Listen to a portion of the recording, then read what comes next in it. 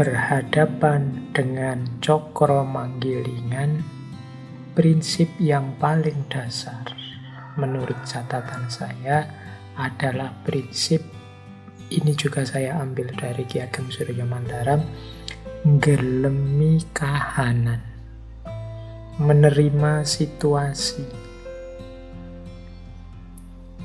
Prinsip menerima situasi ini mungkin bagi beberapa orang, misalnya yang banyak terpengaruh pandangan-pandangan tentang progres tadi, yang punya wawasan bahwa hidup ini linier, semakin maju, prinsip nggelemi kahanan ini mungkin dianggap prinsip yang pasif, tidak bisa maju. Tapi sebenarnya maksudnya bukan kok orang itu tidak boleh maju atau tidak mau maju, tapi orang itu pertama-tama harus menerima situasi yang dihadapinya saat ini. Maju tapi tidak menerima situasi yang dihadapi saat ini, seringkali produk-produk, mungkin pikiran, mungkin budaya, mungkin gagasan yang dihasilkan jadinya tidak nyambung dengan identitas kediriannya, tidak cocok. Untuk bisa seseorang itu maju kan harus jelas di mana dia berdiri, harus menerima situasi tempatnya berdiri. Baru kelihatan kita ini maju atau mundur. Tapi kalau orang tidak nggelemi kahanan, tidak menerima situasinya sekarang, susah kita membaca ini orang maju apa mundur, apa setback. Ini yang mungkin menurut saya jadi akar kritiknya beberapa tokoh terhadap peradaban modern. Jadi melupakan kondisi nyata, khususnya kondisi mental spiritual dirinya. Sehingga yang material maju, tapi kemudian yang mental spiritual jadinya mundur. Oke, baik. Nah, cokro manggilingan atau nggelemi kahanan yang jadi perwujudan prinsipnya cokro manggilingan ini, ada kalimat yang saya suka dari Ki Ageng Suryamantaram itu, yaitu saiki ning kene ngene aku gelem. Jadi mengalami apapun yang memang sudah kenyataan dalam hidup kita, memang sudah terjadi begitu, harus kita terima. Saiki, sekarang, ning kene, di sini, ngene, seperti ini, aku gelem, aku mau. Jadi apapun yang kita alami, yang terjadi dalam hidup kita, pertama-tama kalau bahasanya Nietzsche, filosof barat populer yang terkenal sekali, itu ada istilah jasahen. Jasahen itu mengiyakan hidup. Itu sama dengan nggelemi kahanan ini. Jadi apapun peristiwa, apapun situasi yang kita hadapi, iyakan dulu. Wong memang faktanya begitu, kenyataannya begitu. Baru setelah itu ingin kita perbaiki kah, ingin kita kembangkan kah, ingin kita lebih maju lagi kah, monggo. Tapi tetap pertama-tama harus nggelemi kahanan. Saiki, di sekarang. Jadi tidak usah nunggu nanti besok-besok atau hidup di masa lalu kemarin-kemarin. Wis kenyataannya sekarang apa? Ning kene itu di sini. Jadi kalau saiki itu waktu, ning kene itu ruang. Nggak usah bingung mencari rujukan kemana-mana. Wis diri kita sendiri ning kene, di sini, di situasi sekeliling kita sendiri. Ngene itu ngomong kondisi, situasi, modenya seperti ini. Aku gelem itu aku mau. Misalnya teman-teman mungkin membaca berita, orang Indonesia ini kok semakin ngamuan ya, semakin tersinggungan ya. teman-teman kita sekarang itu kok tambah cerewet ya, meskipun lewat medsos. Wah, tetangga-tetanggaku kok tambah egois ya, tambah susah untuk diajak hidup bersama-sama ya. Misalnya kita ngalami situasi macam-macam itu, ya kita iyakan dulu. Ya, memang kenyataannya begitu. Banyak orang tidak mau menerima kenyataan, membuat-buat alasan, mencari-cari dalih dari kenyataan, sehingga akhirnya dia malah salah memahami situasi, salah memahami kenyataan.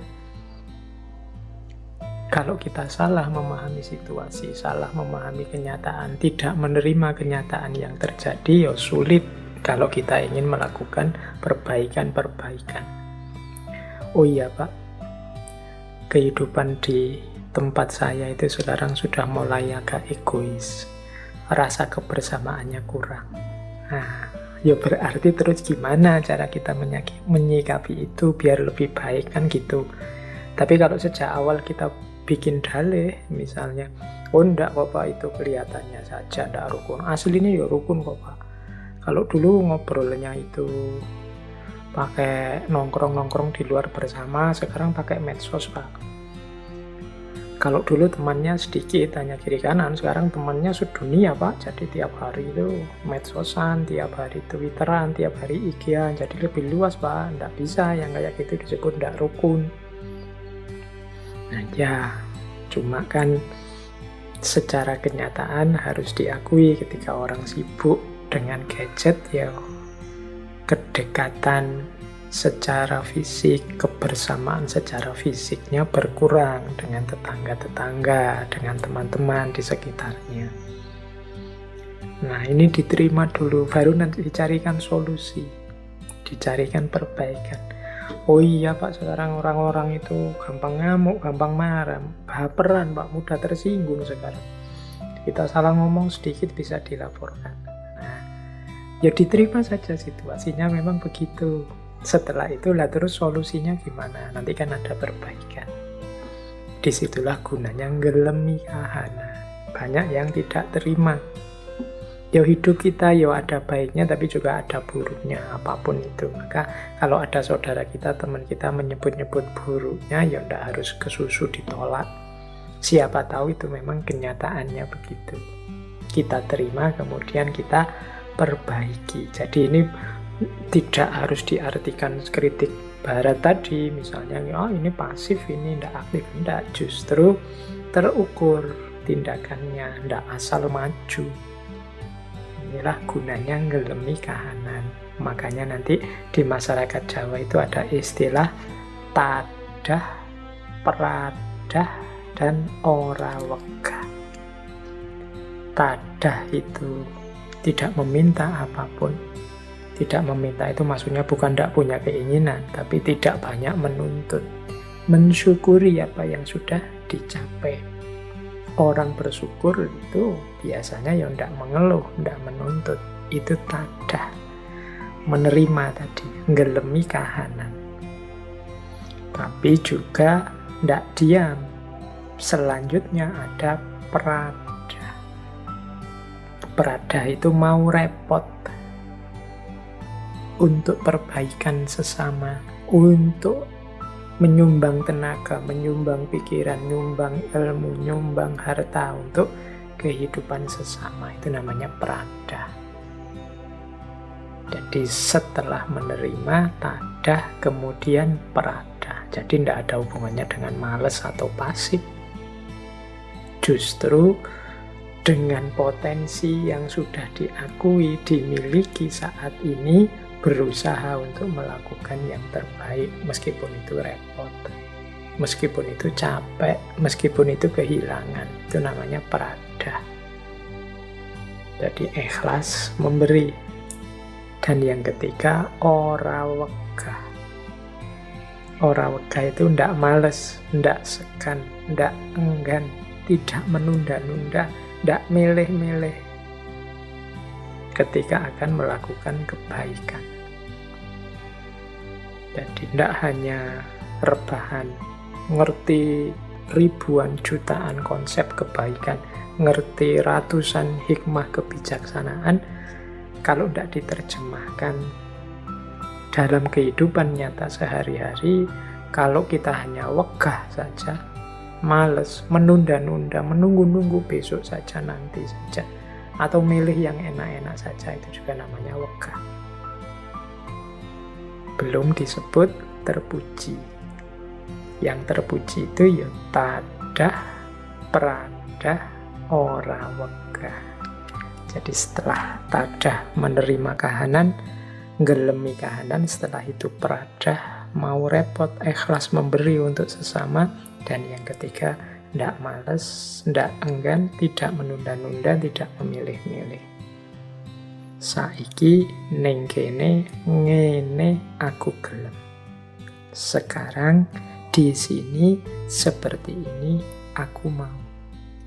Ini penerjemahan cokro manggilingan dalam kehidupan sehari-hari. Jadi kita terima situasi kita hari ini, kita bergerak dalam prada sehingga roda terus akan berputar. Oke, terus yang kedua, menyikapi cokro manggilingan, roda yang selalu berputar, ada 3 prinsip yang terkenal sekali di tengah masyarakat Jawa, yaitu ojo dumeh, eling, dan yang ketiga waspodo. Ini di hampir semua tema kita yang membahas tentang falsafah Jawa, selalu saja muncul kata-kata ini. Dulu kita pernah belajar wulang reh, kita pernah belajar Wedo Tomo, dan banyak lagi serat-serat Jawa yang lain. Di hampir semua serat Jawa yang kita bahas, selalu saja ada ojo dumeh, eling, lan waspodo. Dulu pun waktu kita membahas tentang Semar juga ada 3 kalimat ini, 3 kata ini. Ini juga manifestasi dari orang yang punya kesadaran cokro manggilingan. Jadi yang pertama, ojo dumeh itu jangan mentang-mentang, jangan sombong. Orang dumeh itu biasanya orang yang punya sedikit kelebihan tertentu dibandingkan yang lain. Makanya sering diterjemahkan sebagai jangan sombong, jangan mentang-mentang. Jangan mentang-mentang pinter, terus menyusahkan orang lain dengan ilmu kita. Jangan mentang-mentang kaya, terus senang-senang saja, tidak peduli dengan sesama. Jangan mentang-mentang jaya, mentang-mentang sukses, terus menganggap rendah yang lain, semua dianggap levelnya di bawah dia. Itu namanya dumeh. Jadi ojo dumeh. Jangan mentang-mentang ganteng terus sakarepe dhewe gonta-ganti pacar, itu juga ojo dumeh. Jangan mentang-mentang followernya banyak, jangan mentang-mentang apalah, so banyak mentang-mentang itu biasanya ada kelebihan sedikit. Jangan mentang-mentang lah. Mengapa hidup ini berputar? Engkau yang kaya, seberapa banyak kekayaanmu kalau Allah mau, detik ini juga besok bisa habis. Kurang apa sebelumnya kaya Nabi Ayub, tapi kemudian hartanya habis, bahkan sakit-sakitan, kehilangan segalanya. Ojo dumeh. Engkau yang jabat, engkau yang jaya sukses, engkau yang pinter. Banyak orang pinter yang keblinger. Maka ojo dumeh. Apalagi engkau yang ganteng, ojo dumeh. Engkau yang cantik, ojo dumeh. Seberapa lama bertahan kecantikan, kegantenganmu, kekayaanmu, jabatanmu, ojo dumeh. Hidup ini berputar. Yang kedua, eling. Eling ini berarti ingat. Eling lan waspodo itu biasanya disebut bareng satu paket. Eling itu kesadaran vertikal, selalu ingat, selalu sadar ada Tuhan, ada Allah yang mengamati kita, maka jangan lupa diri. Dan yang ketiga, waspodo. Waspodo itu kesadaran horizontal. Jadi hati-hati, hidup ini berputar, hati-hati, hidup ini tidak selalu seperti yang kita inginkan. Yang di sekelilingmu itu orang lain, alam semesta, bisa mendukungmu, bisa juga jadi bahaya buatmu, bisa membuatmu gembira, bisa juga menyusahkanmu. Yang penting waspada, jangan lupa diri. Nah, ini aspek horizontalnya waspada, aspek vertikalnya eling. Eling itu berdimensi ketuhanan, berarti jangan lupa Allah selalu mengawasi kita. Waspada berdimensi alam kemanusiaan. Kita harus hati-hati, jangan sembrono hidup di muka bumi ini. Kesadaran eling, kesadaran waspodo, ini menunjukkan juga kesadaran kita bahwa hidup ini cokro manggilingan, senantiasa berputar.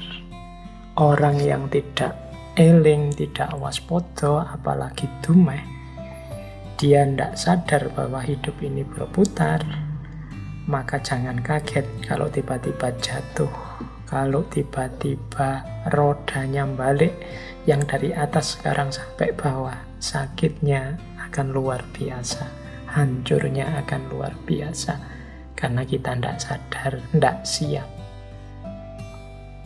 Jadi yang kedua, prinsip dasar dalam hidup menyikapi cokro manggilingan adalah ojo dumeh, eling lan waspodo. Ini saya sendirikan yang tiga ini karena menjadi salah satu prinsip utama dalam kehidupan masyarakat Jawa. Apalagi yang teman-teman Jawa mestinya harus ingat 3 prinsip dasar ini, jangan sampai lupa. Kesehatan mental kita antara lain ditentukan pada ojo dumeh. Ini dimensi psikologisnya. Kesehatan spiritual ditentukan oleh ketika kita eling, menyambung dengan yang atas. Sementara kesehatan hidup sosial bersama orang lain, bersama masyarakat di tengah alam semesta itu kita bersikap waspada. Jadi ojo dumeh, eling lan waspodo.